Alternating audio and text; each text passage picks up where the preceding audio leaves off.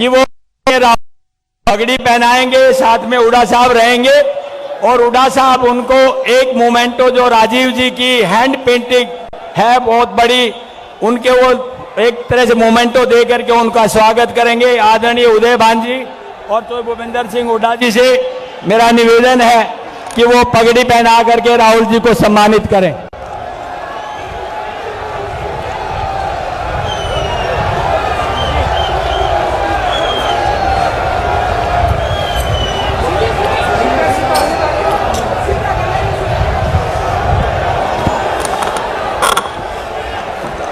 ये hand painting है राजीव जी की।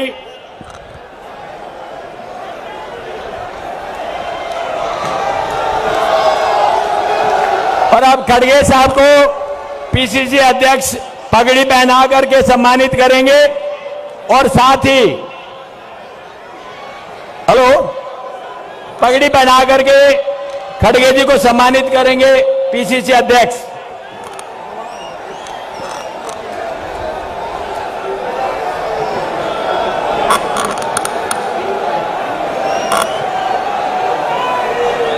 बाकी पगड़ी लेके आ जाए,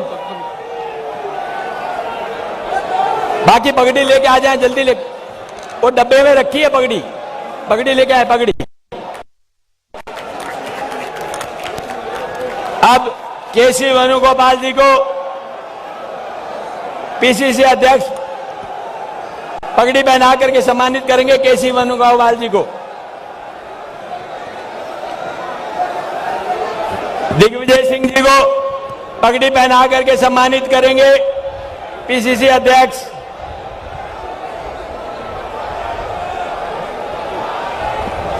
जयराम जी है क्या? चलो अब एक दूसरी पेंटिंग और है जो दीपेंद्र हुड्डा जी व हमारी बहन गीता बुक्कल जी जिन्होंने ये पेंटिंग कराने के अंदर बहुत बड़ी भूमिका निभाई है, वो सोनिया जी और राहुल जी की यात्रा के दौरान की हुई एक ऐसी पेंटिंग है जो बहुत कम लोग ऐसी पेंटिंग कर पाते हैं, वो पेश करेंगे उनको। बोल दो। और अब मैं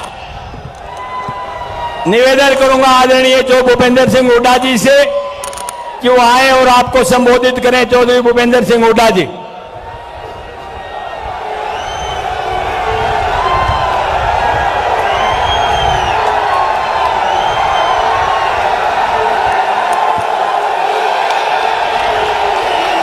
आदरणीय अखिल कांग्रेस कमेटी के अध्यक्ष खड़गे साहब और हमारे राष्ट्र के नेता राहुल गांधी जी, केसी वेणुगोपाल जी, शक्ति सिंह गोयल जी, हरियाणा प्रदेश कांग्रेस कमेटी के अध्यक्ष उदय भान जी और मध्य प्रदेश के पूर्व मुख्यमंत्री दिग्विजय जी और पुडुचेरी के पूर्व मुख्यमंत्री नारायण स्वामी जी और हमारे कर्नाटक से आए वहाँ के पीसीसी के अध्यक्ष डीके शिव कुमार जी, रणदीप सुरजेवाला जी, बहन शैलजा जी, दीपेंद्र जी व इस कार्यक्रम के संयोजक राव दान सिंह जी, सम्मानित मंच उपस्थित मेरे बुजुर्गों, नौजवान साथियों और पत्रकार बंधुओं, मेरी माता और बहनों, ये आज राहुल जी का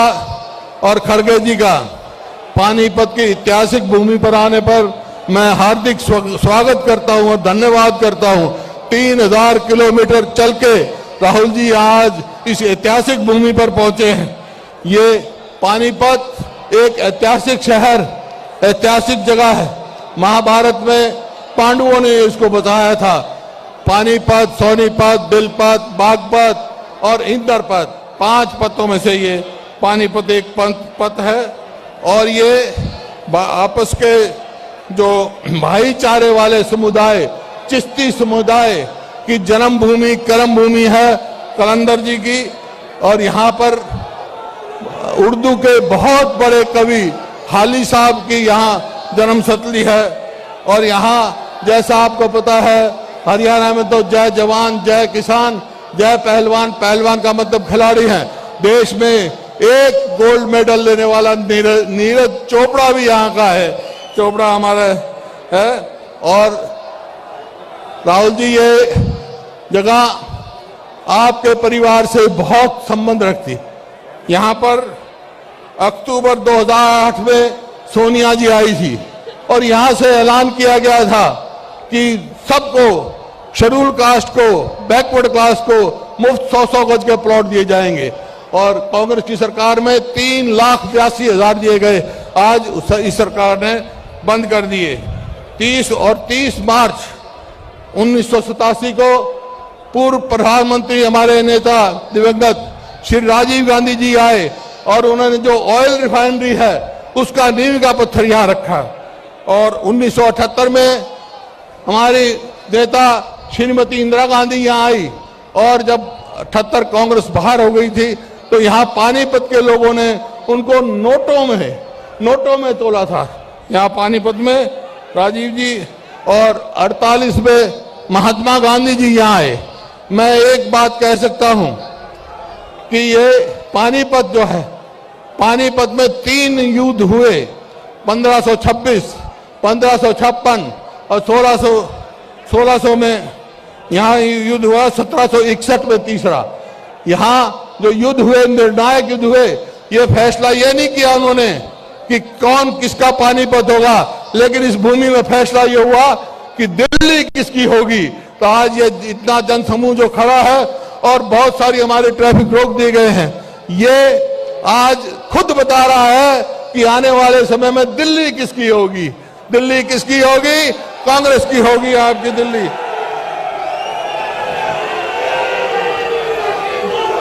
राहुल जी, आप इतनी दूर से चल के आए हैं, ये कोई आम यात्रा नहीं रह गई है, ये तो जन आंदोलन हो गया है, जन आंदोलन बन गया है और देशभक्ति का आंदोलन बन गया है।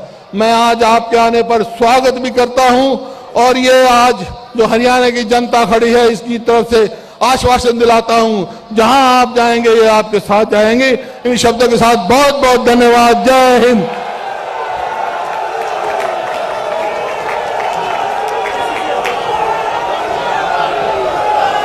और अब मैं निवेदन करूंगा पीसीसी अध्यक्ष श्री उदय भान जी से कि वो आए और आपको संबोधित करें और राहुल जी का स्वागत और अभिनंदन करें।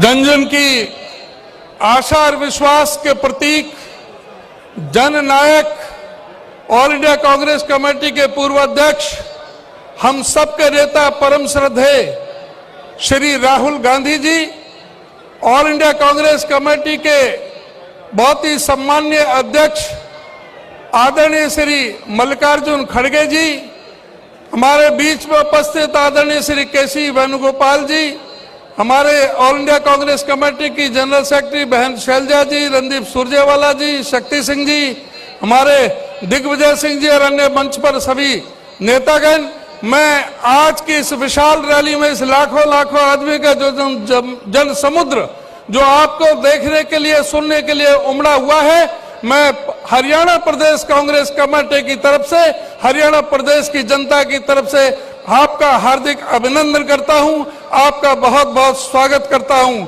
आदरणीय राहुल गांधी से मैं सिर्फ यही कहना चाहूंगा, आज पूरे देश की जनता आपके नेतृत्व की तरफ देख रहा है। जिस तरह से मोदी जी को बेनकाब करने का काम किया है हर मोर्चे पर, चाहे वो नोटबंदी थी, चाहे वो जीएसटी थी, चाहे चाइना का मामला था, चाहे वो और जो दूसरे जिस तरह से हमारे जो पब्लिक सेक्टर के दायरे जो कांग्रेस पार्टी ने खड़े किए थे उनको एक एक करके बेचने का काम किया जा रहा है। जिस तरह से जो नरेंद्र मोदी कहते थे कि सौगंध मुझे इस धरती की, मैं देश नहीं बिकने दूंगा, आज जल थल नभ सब बिकाऊ हैं। आज हवाई अड्डे बेचे जा रहे हैं, आज हवाई जहाज बेचे जा रहे हैं, पनडुब्बी बेची जा रही हैं, रेलवे स्टेशन और रेलवे ट्रेन बेची जा रही हैं, आज बैंक और इंश्योरेंस कंपनी सभी का सौदा हो रहा है। आज उनको लिए आवाज उठाने का काम राहुल जी ने किया है और जो भी संवैधानिक संस्थाओं का जो उन्मूलन हो रहा है उनके लिए आपने आवाज उठाई है, उसके लिए सारा देश आपका बहुत आभारी है। और आने वाला समय कांग्रेस पार्टी का है, आने वाला समय राहुल गांधी का है। राहुल गांधी देश के अगले प्रधानमंत्री होंगे। धन्यवाद। धन्यवाद अध्यक्ष महोदय। और अब मैं दो नारों के साथ में निवेदन करूंगा आदरणीय मल्लिकार्जुन खड़गे साहब से, जो कांग्रेस अध्यक्ष हैं, कि वो आएंगे और आपको संबोधित करें। उससे पहले कांग्रेस पार्टी, कांग्रेस पार्टी, राहुल गांधी, राहुल गांधी, जोड़ो जोड़ो, जोड़ो जोड़ो, जोड़ो जोड़ो, जोड़ो जोड़ो, जोड़ो जोड़ो। आदरणीय खड़गे साहब।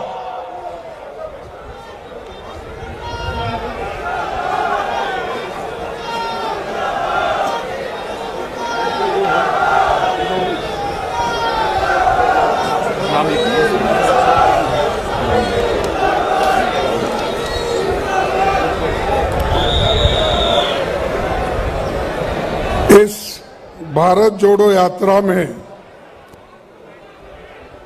पधारे हुए सभी नेतागण और हमारे नेता और इस देश के चाहता और कांग्रेस पार्टी को जो नई दिशा और एक नया जोश सब में जो लाए हैं श्री राहुल गांधी जी, मंच पर बैठे हुए केसी वेणुगोपाल जी, शक्ति सिंह गोयल जी, उदयभान सिंह अध्यक्ष जी और भूतपूर्व मुख्यमंत्री श्री भूपेंद्र सिंह हुड्डा जी, दिग्विजय सिंह जी, शैलजा जी, रणदीप सिंह जी, दीपेंद्र सिंह हुड्डा जी, डीके शिव कुमार जी, किरण चौधरी जी और यहाँ पर मंच पर बैठे हुए मेरे पूरे साथियों और यहाँ जमा हुए भाइयों बहनों, युवा मित्रों, मेरे किसान भाइयों, आज की ये यात्रा, भारत जोड़ो यात्रा, पानीपत में इतनी विशाल सभा हो रही है। ऐसी बड़ी सभा जो आयोजन किए हैं उस तमाम कांग्रेस पार्टी के नेताओं को मैं अपना धन्यवाद देता हूं। और ये पानीपत हमने इतिहास में पढ़ा है कि पानीपत में हमेशा युद्ध होते रहे और यहाँ से हमेशा होते रही और ये भूमि का गुण है कि लड़ाई करना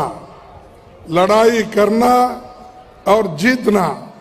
वैसा ही आज भारत जोड़ो की जो लड़ाई है और हमारे नेता राहुल गांधी जी जो पादयात्रा अब तक 3000 किलोमीटर तक पूरा किए हैं और आगे अभी 300-400 किलोमीटर बाकी है, वो जल्द से जल्द कंप्लीट होगा और जम्मू और कश्मीर में जाकर वहां पर तिरंगा झंडा फैलाएंगे। और ये उनका ये साहस और उनका ये धैर्य देखकर सबको अचंभा हुआ है।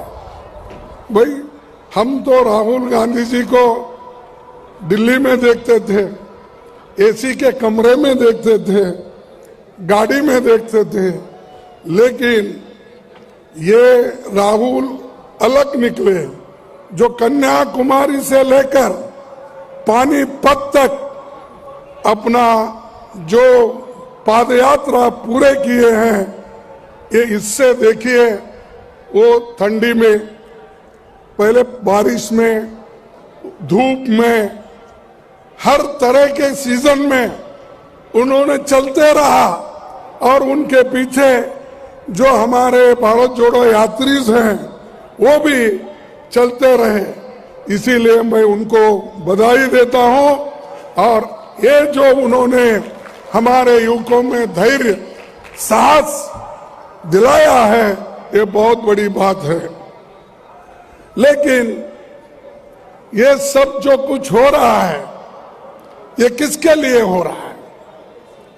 कि जनता को जो पीड़ा हो गई है और जनता का जो पीड़ा है उसको दूर करने के लिए, जैसा कि आज महंगाई बढ़ी है, महंगाई इतनी ऊपर चले गई है कि उसको सरकार नीचे लाने की कोशिश ही नहीं कर रही, क्योंकि उनको फिक्र नहीं है। वो हमेशा बड़े लोगों के साथ रहते हैं और उनको इस जो कीमतें इतने ऊपर चले गए, जो हमारे आवश्यक वस्तु के कीमतें इतने ऊपर, गरीब आदमी कोई उसको छू नहीं लेता या उनके सारी चीजों को अपनी पूर्ति नहीं करता। ऐसे एक वक्त इन्फ्लेशन, इस इन्फ्लेशन के खिलाफ उनकी लड़ाई है। दूसरी लड़ाई अनएम्प्लॉयमेंट। अनएम्प्लॉयमेंट 45 यानी 45 इयर्स में इतना बड़ा अनएम्प्लॉयमेंट कभी नहीं हुआ। आज उसके लिए वो रास्ते पे आकर लड़ रहे हैं। आज देखिए हर जगह युवा डिग्रियां लेकर बहुत से engineers, doctors, MBA, MA, BA, BEd होकर रास्ते पे गिरे हुए हैं। उनकी चिंता बीजेपी सरकार नहीं कर रही, उनकी चिंता मोदी जी नहीं कर रहे, शाह जी नहीं कर रहे, और उनका एक ही काम बना है, जब से वो प्रधानमंत्री बने, जब से वो होम मिनिस्टर शाह बने, तब से उनका एक ही काम है कि देश में चुनाव चुनाव चुनाव का भाषण ही करते। देश के बारे में उनका सोच कुछ नहीं है, युवकों के बारे में उनका सोच नहीं है, इन्फ्लेशन के बारे में उनका सोच नहीं, देश के आर्थिक परिस्थिति के बारे में उनका सोच नहीं है। जहां जहां इलेक्शन करवाना, जिन लोगों को तोड़ना, ईडी के मदद से, इनकम टैक्स के मदद से, हर चीज से वो इस्तेमाल करके कांग्रेस को तोड़ने का देखते हैं।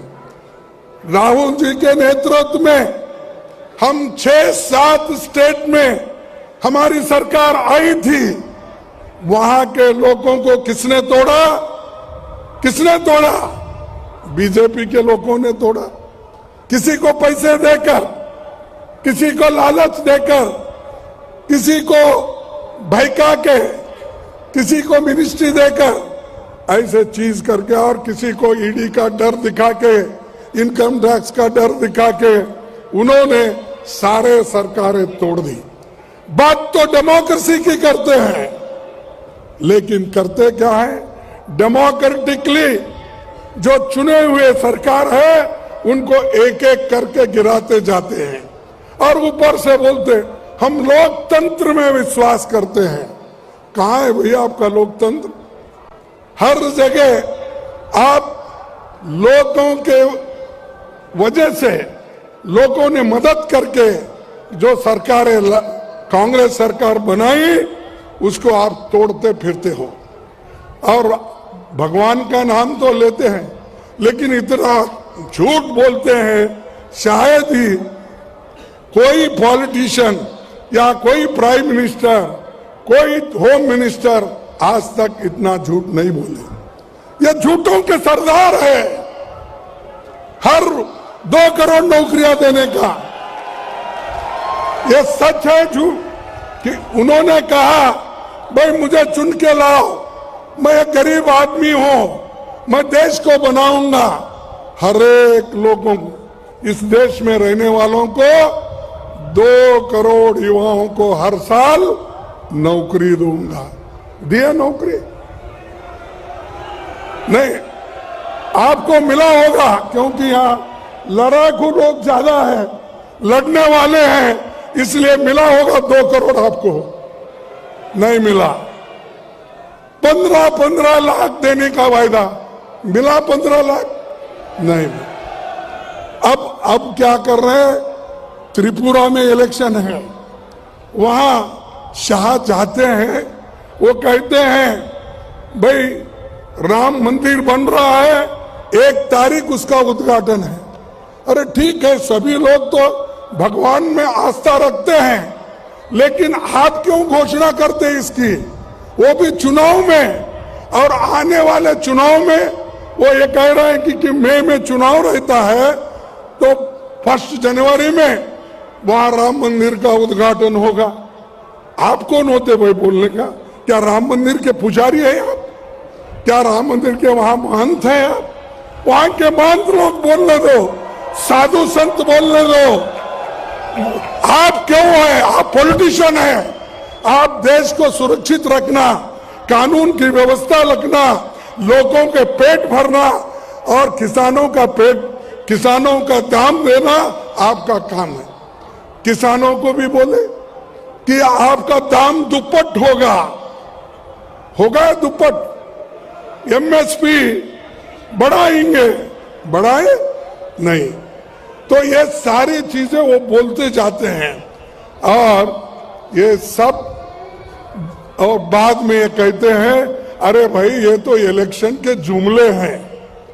अगर इलेक्शन के जुमले हैं तो ये बोलना था पहले ही, वोट लेने से पहले। वोट लेने के बाद ये जुमले बन गए, 15 लाख, 2 करोड़, सारी चीजें जुमले बन गए। तो इसीलिए मैं ये कहूंगा, मुख में राम बगल में छुरी, मुख में राम बगल में छुरी, और ये छुरी लेके घूम रहे हैं, समाज को डिवाइड कर रहे हैं, जाति जातियों में झगड़ा लगा रहे हैं, धर्म धर्म में झगड़ा लगा रहे हैं, और एक खाई बढ़ा रहे हैं। जो डिवाइड कर रहे हैं, इसी के लिए राहुल गांधी जी इस खाई को दूर करने के लिए, जोड़ने के लिए वो इतनी पादयात्रा कर रहे हैं। ये है, ये वोटों के लिए नहीं है,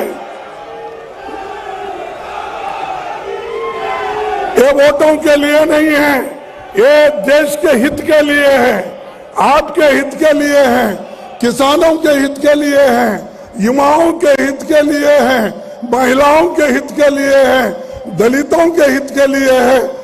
ये जो कर रहे हैं वो, लेकिन वो क्या कर रहे हैं?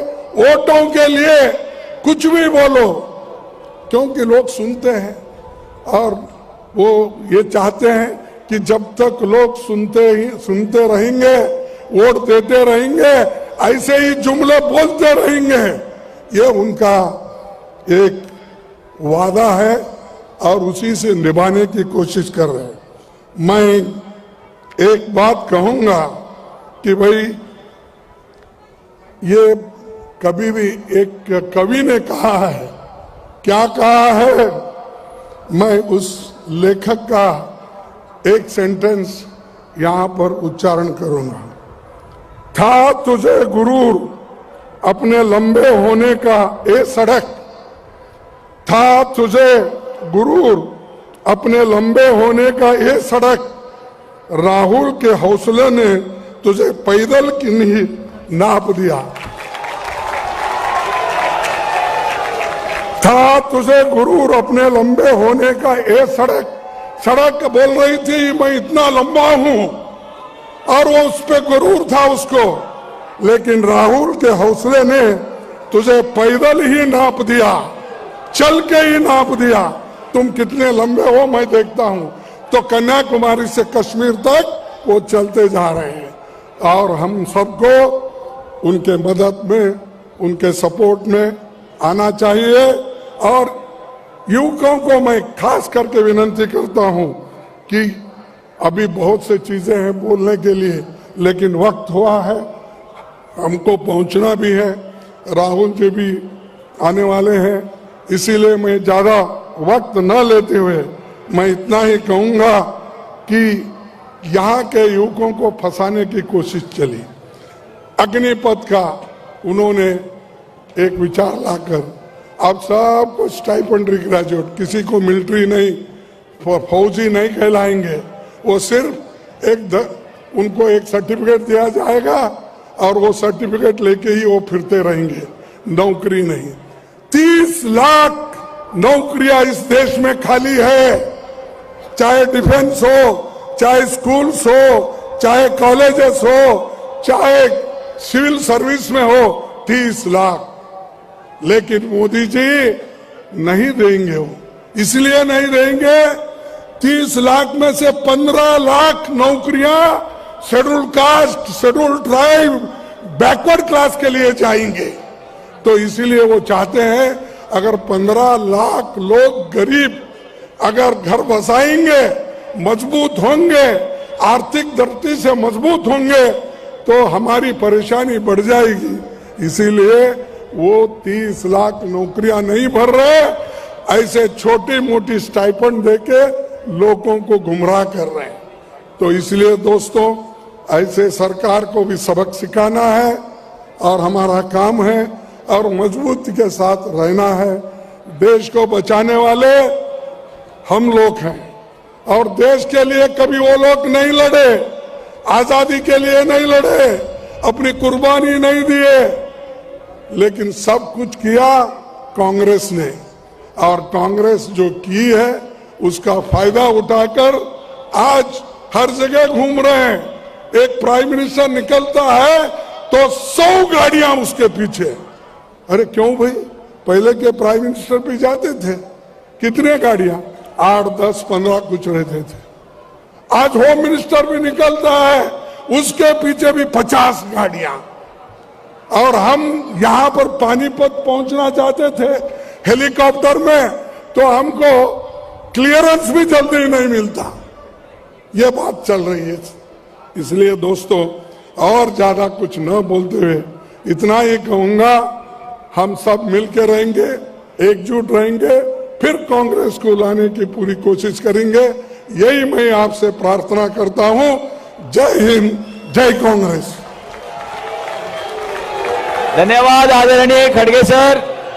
और अब आपके चिर परिचित और प्रतीक्षित जिस नेता के लिए आप इतने घंटों से इंतजार कर रहे हैं, देश के महान नेता, महान योद्धा, संविधान के रक्षक व प्रजातंत्र के रक्षक आदरणीय राहुल गांधी जी से कि वो आए और आपको संबोधित करें। वो बोले उससे पहले एक लाइन में कहना चाहता हूं, हमने सीखा है ये रसूलों से जंग लड़ना है, सदा वसूलों से, नफरत वाली गालियां तुम दो, हम देंगे जवाब फूलों से। आदरणीय राहुल गांधी जी। राहुल गांधी, राहुल गांधी, राहुल गांधी।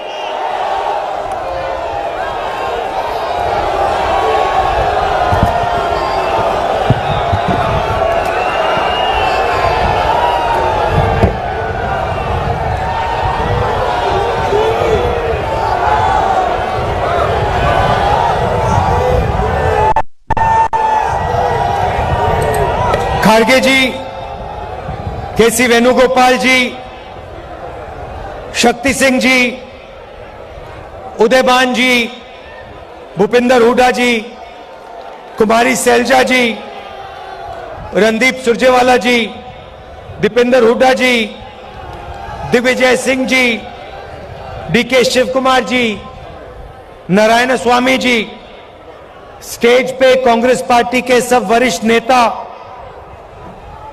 हमारे प्यारे कार्यकर्ता,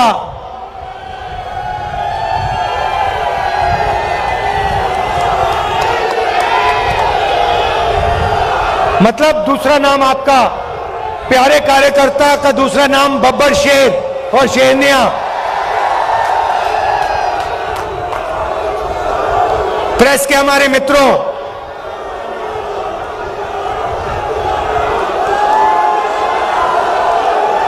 भाई और बहनों, आप सबका यहां बहुत बहुत स्वागत। नमस्कार।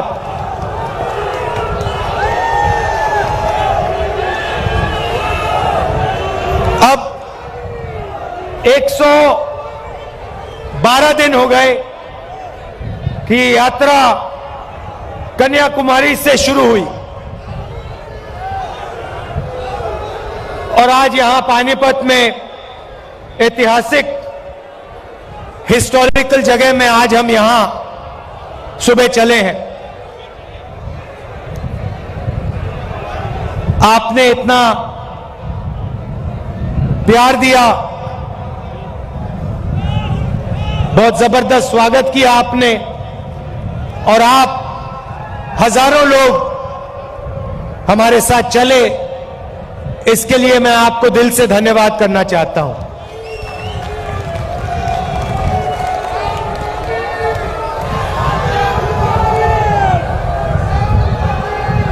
भाइयों और बहनों, एक सवाल शुरू करने से पहले एक सवाल है मेरा।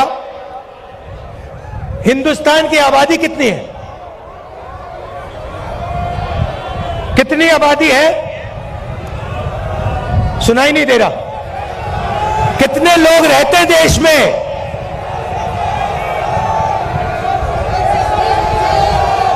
कितने?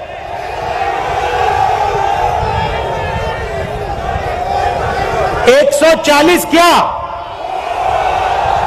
140 करोड़। अच्छा, एक बात बताइए, ये स्टेज पे कितने लोग बैठे हैं? 100, तकरीबन 100 लोग हैं ना। अब मैं आपको थोड़ा सा देश की जो आर्थिक स्थिति है उसके बारे में बताना चाहता हूं। देश की आबादी 140 करोड़ रुपए, 140 करोड़ लोग, ठीक है? पहला नंबर याद रखिए, 140 करोड़। अच्छी तरह सुनो। अब दूसरा नंबर याद रखिए, 100। अब मजे की बात सुनिए, हिंदुस्तान में, नहीं शांत हो जाइए क्योंकि मैं गहरी बात बोल रहा हूं। देखिए, स्टेज पे 100 लोग, देश में 140 करोड़ लोग। आज के हिंदुस्तान में जितना धन आधे हिंदुस्तान के हाथ में है, उतना धन हिंदुस्तान के सबसे अमीर 100 लोगों के हाथ में है।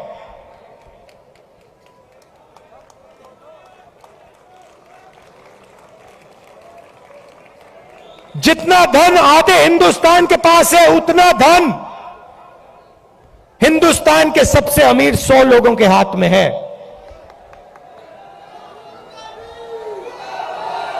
क्या यह आपको सही लगता है?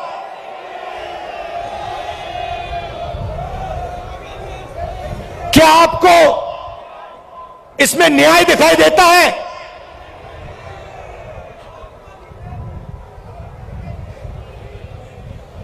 दूसरा आंकड़ा देता हूं। हिंदुस्तान की, अगर आप सारी की सारी कंपनियों का मुनाफा देखें, सारी की सारी कॉरपोरेट कंपनियों का मुनाफा देखें, तो 90% मुनाफा सिर्फ 20 कंपनियों के हाथ में है।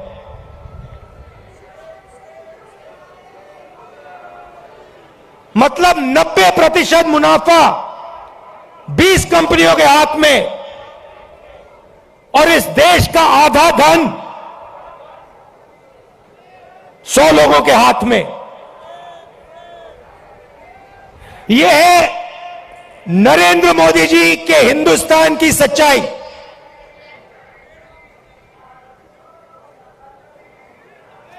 दो हिंदुस्तान बन गए हैं। किसान, मजदूर, छोटे दुकानदार, बेरोजगार युवा,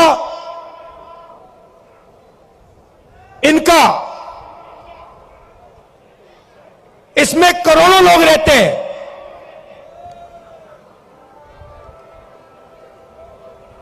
और दूसरा हिंदुस्तान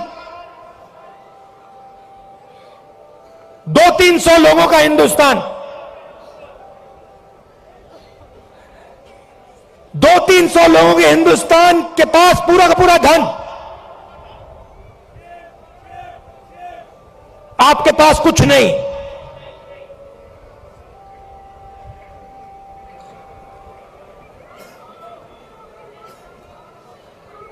आपके पास ये पानीपत में जो हवा है, जिसमें आप सांस नहीं ले सकते, वो है आपके पास।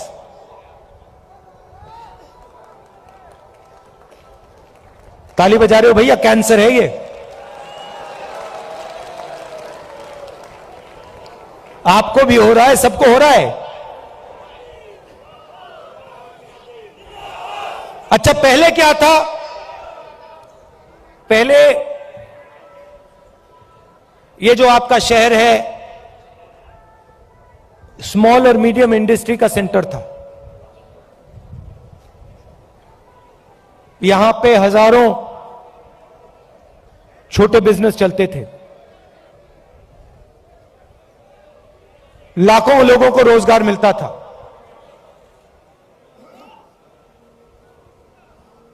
और फिर नरेंद्र मोदी जी ने नोटबंदी की,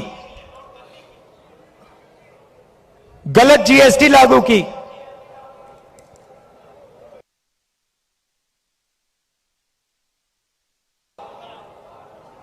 मुझसे बेहतर ये दो पॉलिसियां नहीं थी,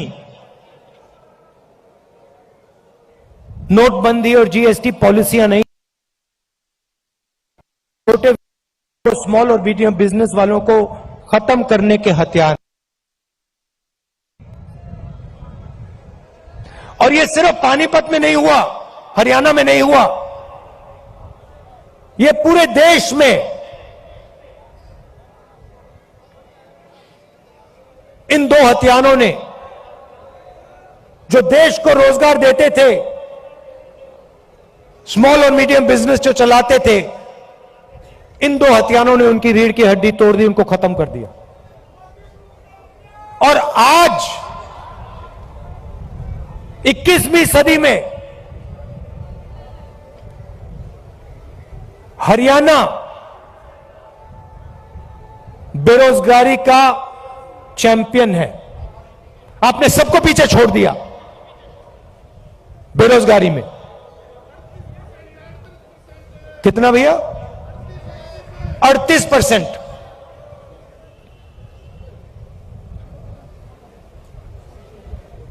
खुशी की बात नहीं,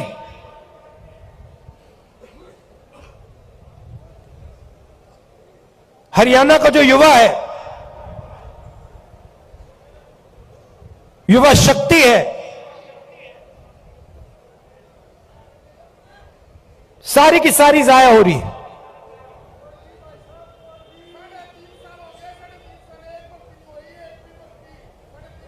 अच्छा भैया, 3.5 साल हो गई, एक भर्ती नहीं हुई। मुझे पहले अग्निवीर के बारे में बताओ। ये अग्निवीर योजना मुझे पहले समझा दो, ये है क्या? भर्ती की बात करनी है तो अग्निवीर की बात करो।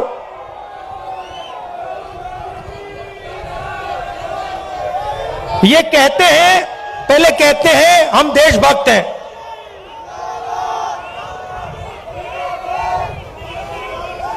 कहते हैं बीजेपी वाले लोग कहते हैं हम देशभक्त हैं। मुझे इनकी देशभक्ति समझाओ। हिंदुस्तान में लाखों लोग, हाँ लाखों युवा सुबह उठ के 4 बजे, ये यात्रा 6 बजे शुरू होती है, ये यात्रा 6 बजे शुरू होती है, इसके बारे में कंप्लेंट आ रही है कि भैया इसको 6 बजे नहीं, इसको 7 बजे शुरू करो। मैं कहता हूं नहीं, मैं नहीं करता, मैं 6 बजे करूंगा। 8 बजे कह रहे हैं, देखो ये 6 बजे चालू होती है। किसान कितने बजे उठता है? 4 बजे। जो सेना में भर्ती होने के लिए रनिंग की प्रैक्टिस करता है, वो कितने बजे उठता है? 4 बजे। और ऐसे लाखों युवा सपना देखते हैं, लाखों युवा सपना देखते हैं। किस चीज का सपना? तिरंगे की रक्षा करने का सपना। और लाखों में से वो 4 बजे उठ के दौड़ते हैं। हर स्टेट में सुबह सुबह अगर आप जगो, आप इनको देख सकते हो। कभी उनको रोको, उनसे पूछो भाई क्या कर रहे हो? वो ये नहीं कहेंगे कि हम सेना में जाने की तैयारी कर रहे हैं।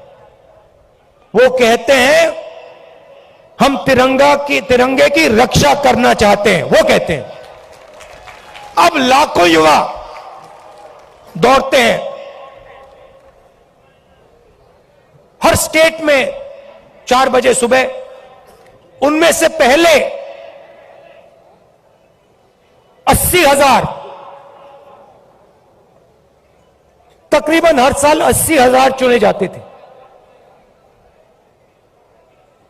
कोई अरुणाचल जाता था, कोई जम्मू कश्मीर, कोई राजस्थान, कोई लद्दाख, कोई ठंड में, रेगिस्तान में, बारिश में अपनी पूरी की पूरी जिंदगी बच्चे, परिवार, माता पिता, सब कुछ परे करके छोड़ के बॉर्डर पे जाके खड़ा हो जाता था।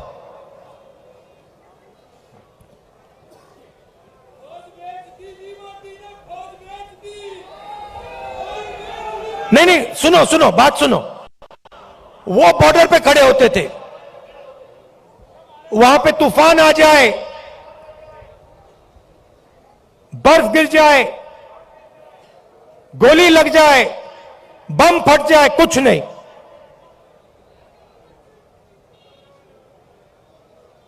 देश के लिए,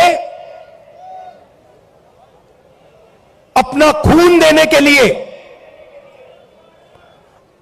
80,000 युवा हर साल सेना में भर्ती होते थे।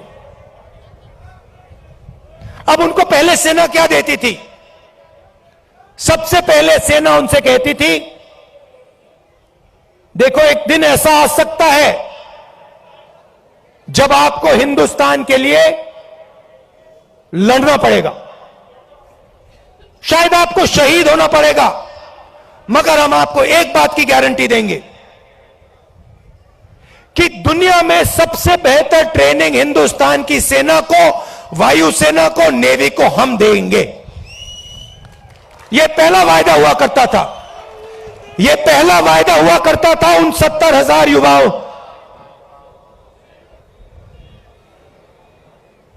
आर्मी कहती थी, हिंदुस्तान की सरकार कहती थी, तुम्हें हम बिना ट्रेनिंग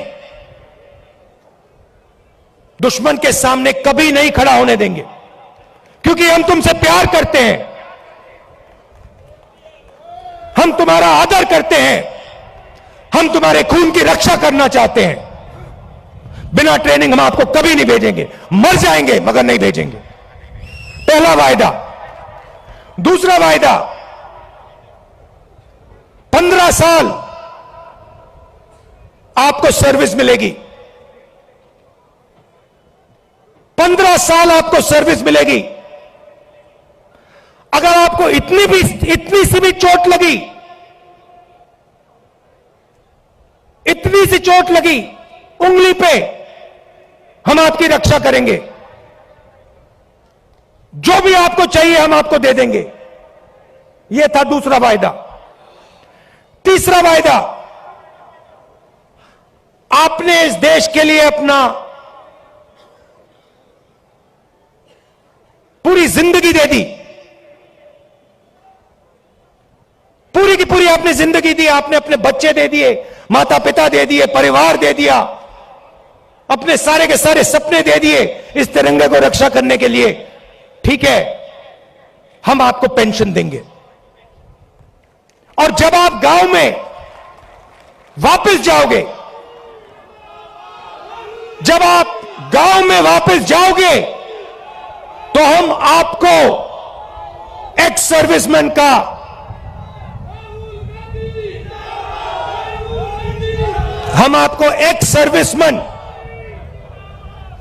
कह के हम आपको गांव भेजेंगे कि आपको वहां पे, चाहे आप शहर में रहो चाहे आप गांव में रहो, जब हिंदुस्तान की बाकी जनता आपकी ओर देखे, वो कहे कि इस व्यक्ति ने वो किया जो मैंने नहीं किया, इस व्यक्ति ने अपनी जिंदगी इस देश को दी,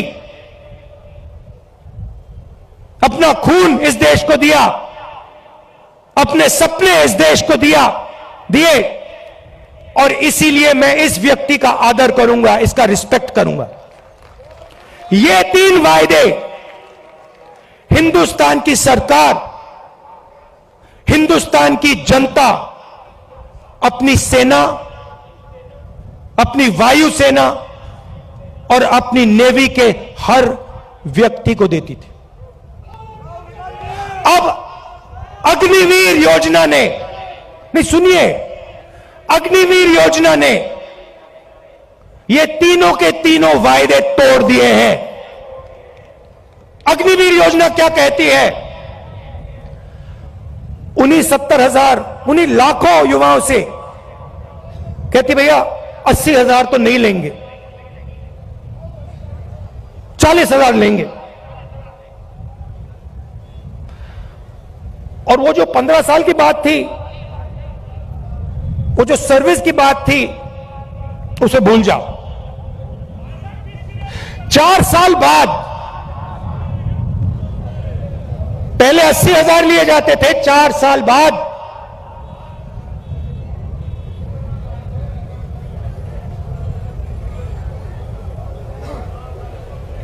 4 साल बाद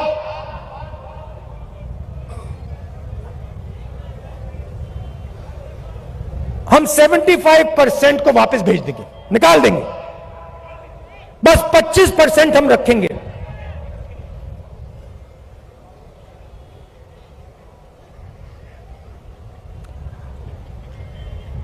% को हम रखेंगे, बाकी को हम छोड़ देंगे। आप लोग जाइए,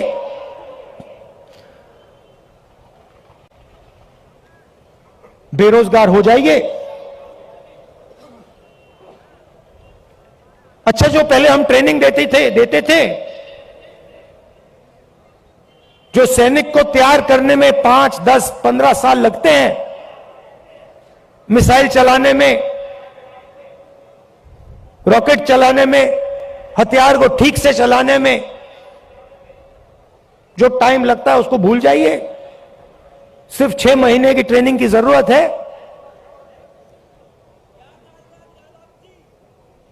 4 साल बाद घर वापसी। तो ये वायदे नरेंद्र मोदी जी ने और बीजेपी ने तोड़े हैं। जब मैं ये बात उठाता हूं तो कहते हैं मैं सेना के विरोध बात कर रहा हूं। मैंने बोला था, प्रेस के मित्र हैं, ये भी उनकी बात करते हैं कि देखो भैया,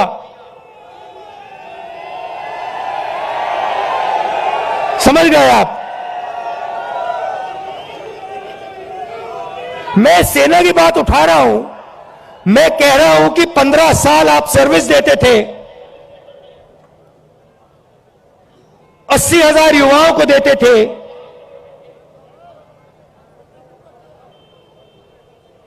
पेंशन देते थे, अब नहीं दोगे।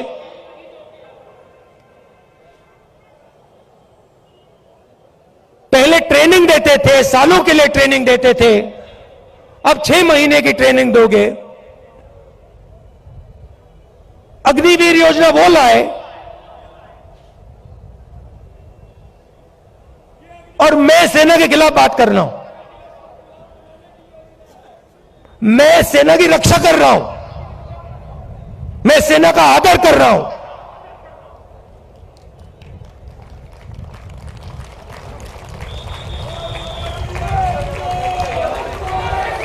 और भाइयों और बहनों, एक और बात, जब वो युवा सड़क पे दौड़ते हैं, लाखों दौड़े, जब उन्होंने सरकार से कहा, सरकार से कि भैया ये अग्निवीर योजना हमें अच्छी नहीं लगी,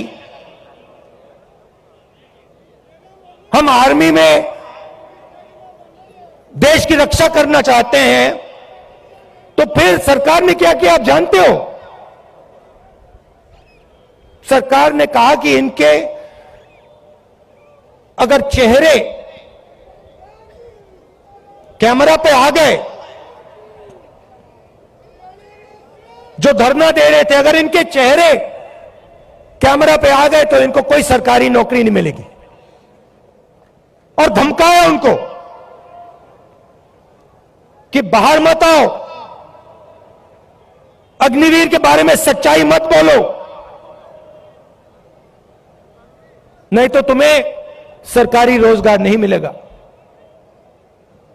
मैं चला हूं, 3000 किलोमीटर चला हूं, वो सारे के सारे युवा मुझसे मिल रहे हैं, सारे के सारे कह रहे हैं कि हमारा सपना तोड़ दिया, हमारा भविष्य बर्बाद कर दिया। छुपाई नहीं जा सकती बात।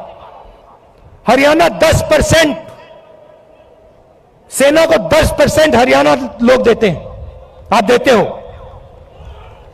हरियाणा का हर युवा जानता है, अग्निवीर का मतलब हर युवा जानता है, हर सैनिक जानता है।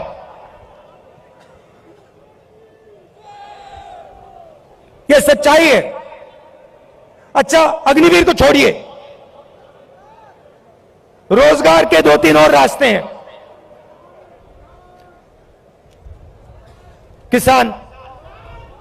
किसान के लिए अग्निवीर योजना, वो 3 काले कानून थे।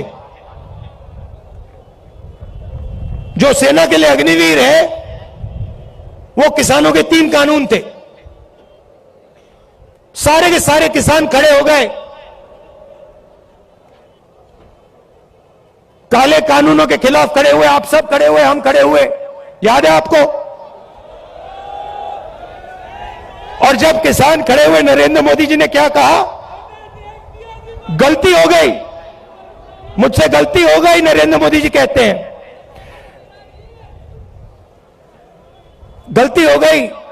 किसान सर्दी में, ठंड में बाहर बैठा था, बारिश में किसान बाहर बैठा था, तब आपको गलती नहीं दिखी। 1 साल लग गया आपको गलती पहचानने में। 700 शहीद हो गए। किसानों को उग्रवादी बताया था, यह सच्चाई है। नहीं भैया, देखिए, चाय बेचने वाले बहुत जानते हैं, चाय बेचने वाले बहुत कुछ जानते हैं।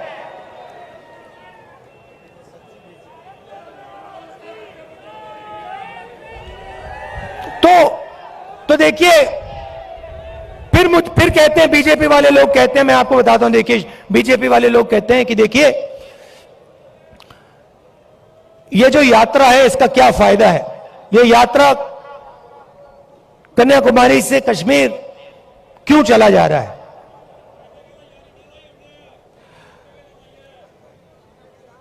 भारत जोड़ो यात्रा क्यों की जा रही है? मैं आपको बताता हूं।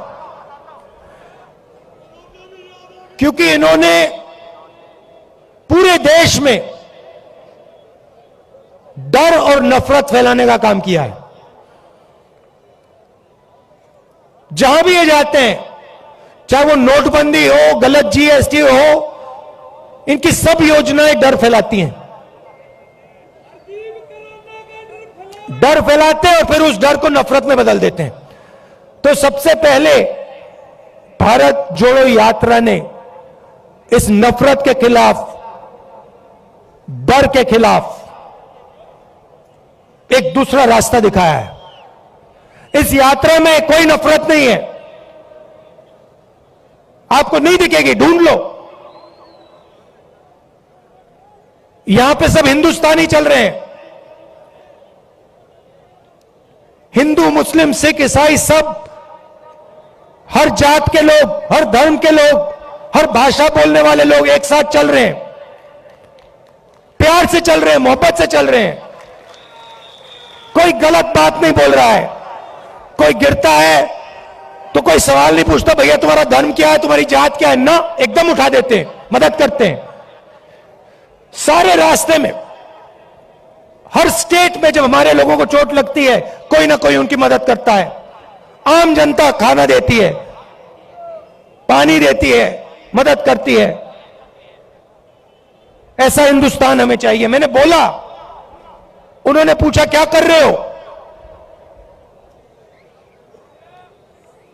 आपके नफरत के बाजार में मोहब्बत की दुकान खोल रहा हूं।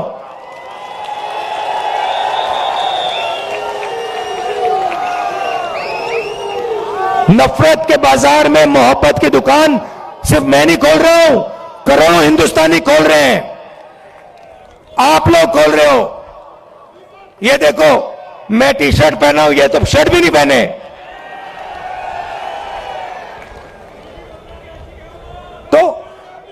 तो इस यात्रा ने नफरत को मिटाने का काम किया है। मेरे पास कुछ दिन पहले एक आदमी आए मेरे साथ, चले, कहते हैं राहुल जी मैं आपको कुछ कहना चाहता हूं। मैंने कहा क्या? कहता है मेरे भाई के साथ मेरी लड़ाई थी, सालों उससे मैंने बात नहीं की, आपकी यात्रा आई, मैंने कहा क्यों ना मैं अपने भाई से बात करूं। और मैंने अपने भाई को फोन लगाया और मैंने कहा भाई अब मैं तुमसे लड़ना नहीं चाहता हूं, मैं तुमसे लड़ना नहीं चाहता हूं, चाहे कुछ भी हो जाए मैं तुमसे लड़ना नहीं चाहता हूं। और उसके भाई ने उसे कहा मैं भी तुमसे नहीं लड़ना चाहता हूं, जाके वो गले मिल गए। और ये पूरी यात्रा में हो रहा है।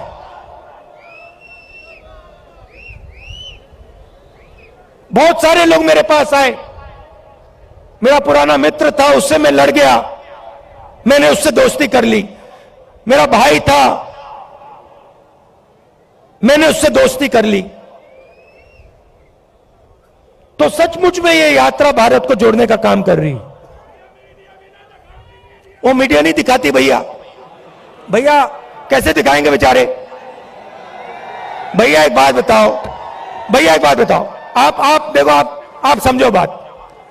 आप कभी घोड़े पे बैठे हो ना, घोड़े पे लगाम होती है ना, अगर आप लगाम को इधर करोगे तो उधर जाएगा ना वो, अगर उधर करोगे उधर जाएगा ना वो।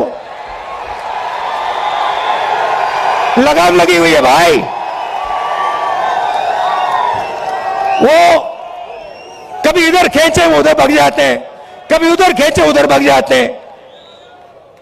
मगर एक बात है, घोड़े के ऊपर मोदी जी की फोटो जरूर दिखेगी, वो तो दिखेगी।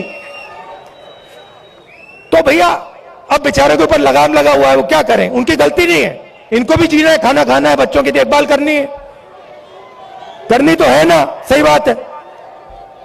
तो ये देखो, ये मुस्कुरा रहे हैं, देखो ये मुस्कुरा रहे हैं, कह रहे हैं हाँ भैया बात सही, भैया को कह रहे हैं, देखो बोल रहे हैं हाँ बात तो सही की। तो हम समझते हैं कि आपके ऊपर आपके लगाम लगा रखी है, और हम जानते हैं कि हम जानते हैं कि आप सच्चाई को पहचानते हो, सच्चाई बोलना चाहते हो, मगर मुश्किल है, चलता है, हो जाएगा काम।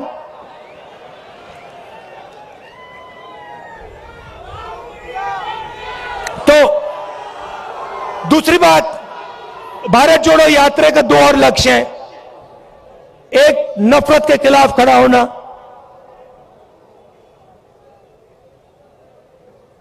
एक हिंदुस्तानी को दूसरे हिंदुस्तानी से जोड़ने का काम, मोहब्बत फैलाने का काम, ये यात्रा का लक्ष्य है। दूसरा लक्ष्य, जो देश में बेरोजगारी फैल रही है उसके खिलाफ खड़ा होने का है। और आखिरी बात, जो महंगाई है, जो आप सबको लगती है, चुभती है। पहले 400 रुपए का सिलेंडर होता था, आज 1100। पहले 60 रुपए का पेट्रोल, आज 100 रुपए का पेट्रोल। तो उसके खिलाफ खड़े होने की यात्रा है। और अंत में जो हिंदुस्तान की आर्थिक स्थिति है, जो मैंने पहले बात बोली, 100-200 लोगों के पास हिंदुस्तान का 50-60% धन, और किसान, मजदूर, छोटे व्यापारियों के पास कुछ नहीं। ऐसा हिंदुस्तान हम नहीं चाहते हैं। इसमें सबकी इज्जत होनी चाहिए, भाईचारा होना चाहिए, मोहब्बत होनी चाहिए।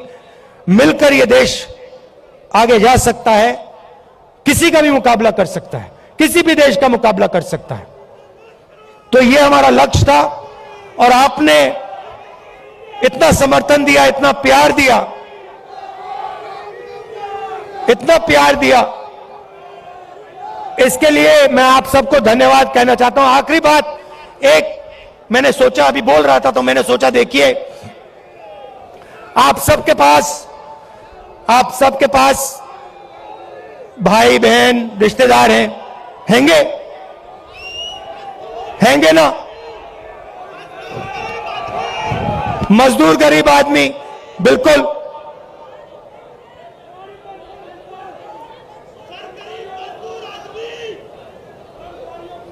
उस गरीब मजदूर आदमी के बारे में, उसके बारे में बोलूं, न्याय योजना का नाम सुना आपने? 2019 में हम एक योजना लाना चाहते थे, न्याय योजना।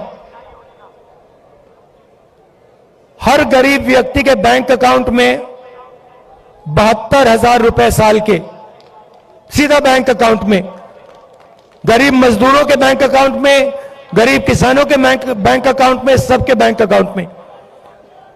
तो अगर हमारी सरकार आएगी तो हम ये योजना लाएंगे। हां,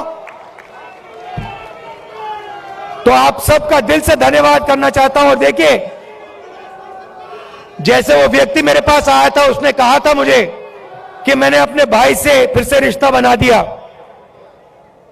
आपके भाई हैं, कभी कभी लड़ाई हो जाती है, रिश्तेदारों से लड़ाई हो जाती है, दोस्तों से लड़ाई हो जाती है। आप जाके उनको फोन कीजिए, उनसे कहिए आप भी हिंदुस्तानी हो, मैं भी हिंदुस्तानी हूं, आप मेरे भाई हो, मैं आपसे लड़ना नहीं चाहता हूं, लड़ाई बंद कीजिए। बहुत बहुत धन्यवाद। जय हिंद।